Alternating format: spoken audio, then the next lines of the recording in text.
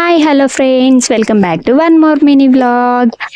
ఏంటి మా బావ అప్పలు చేస్తున్నారని అయితే చూడొచ్చు. వీరు ఏం లేదు, నాకు అప్పలు చేయరాదు, అందుకోసమే మా బావ అయితే నాకు హెల్ప్ చేస్తున్నాడు. నేను ఇంకా పిండి అయితే పెట్టిస్తుంటే మా బావ అప్పలు అయితే అందులో ఇట్లా అయితే పోస్తున్నాడు. ఎందుకంటే అవి గట్టిగా వస్తాయి, నేనున్నదే నా పానం ఉందే గిత్తత్త, ఇక అవి ప్రెస్ చేసి పొయ్యాలంటే నా వల్ల కాదు. అందుకోసమే ఇంకా మా బావ ఉన్న రోజైతే అప్పలు అయితే చేస్తాను.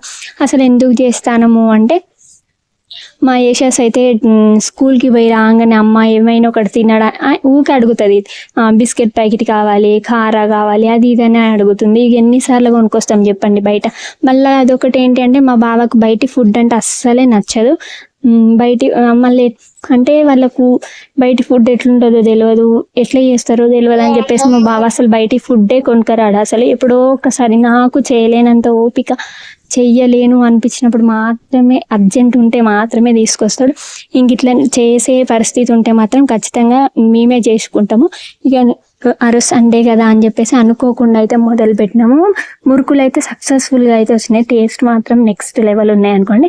ఇంకా అట్లనే ఇంట్లో శనగపిండి కూడా ఉంది కదా అని చెప్పేసి మా బావ లడ్డూలు కూడా చేద్దాము, స్వీట్ హాట్ రెండు అవుతాయి అని చెప్పేసి లడ్డూలు కూడా అయితే మొదలు పెట్టినాం. కానీ లడ్డూలు కూడా అయితే పర్ఫెక్ట్గా అయితే వచ్చినాయి. అసలు ఫస్ట్ టైం అయితే చేసినాము రెండు. అసలు ఎంత బాగా వచ్చినాయి తెలుసా.